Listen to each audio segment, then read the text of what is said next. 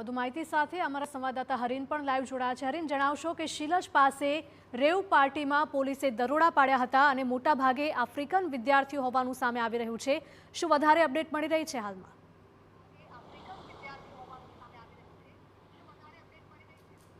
બિલકુલ, જે શિલજ પાસે ઝે ફાયર ફાર્મ હાઉસ છે ને ત્યાં પાર્ટીનું આયોજન કરવામાં આવ્યું હતું, રેવ પાર્ટીનું આયોજન કરવામાં આવ્યું હતું। બોપલ પોલીસ દ્વારા છે મોડી રાત્રે દરોડા પાડવામાં આવ્યા હતા। 2 થી 3 વાગ્યાની આસપાસ પોલીસ દ્વારા એક મોટી ટીમ બનાવી અને દરોડાની કામગીરી શરૂ કરવામાં આવી હતી। 15 જેટલા વિદ્યાર્થીઓ છે ત્યાંથી મળી આવ્યા હતા અને તમામ જે છે નશાની હાલતમાં હતા।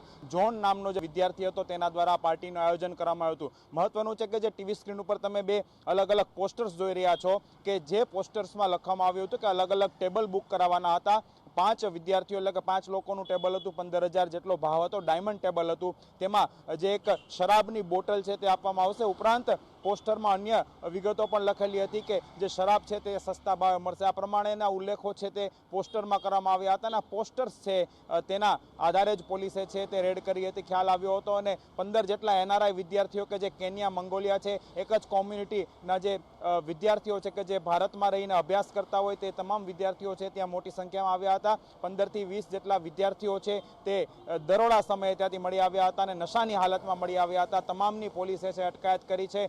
જોન નામનો વિદ્યાર્થી છે કે જેણે આ પાર્ટીનું આયોજન કર્યું હતું તેને પણ આરોપી તરીકે બનાવવામાં આવ્યો છે અને બોપલ પોલીસ દ્વારા વધુ તપાસ છે તે શરૂ કરવામાં આવી છે। પરંતુ જે રીતે શરાબ અને શબાબની જે મહેફિલ ચાલતી હતી મોડી રાત્રે સમય સૂચકતા વાપરી અને એક માહિતીના આધારે બોપલ પોલીસે ત્યાં દરોડા પાડ્યા હતા। જે રીતે ખુલ્લેઆમ આ રીતે પોસ્ટર્સ છે તેમાં પણ લખવામાં આવે છે, દારૂનો ઉલ્લેખ કરવામાં આવે છે, એક જે દારૂની જે નામ છે, બોટલનું નામ છે તેનો ઉલ્લેખ કરવામાં આવે છે અને પોલીસ દ્વારા આ મુજબ દરોડા પાડવામાં આવે છે। જે રીતના આખી કોમ્યુનિટી છે કે તેના દ્વારા આ પાર્ટીનું આયોજન કરવામાં આવ્યું હતું। અગાઉ પણ શક્ય હોઈ શકે કે આ પ્રમાણે પાર્ટી થઈ હોઈ શકે, પરંતુ અત્યારે જ્યારે પોલીસને જાણ થઈ ત્યારે દરોડા પાડીને કામગીરી છે તે કરી છે। જી, માહિતી બદલ આપનો આભાર।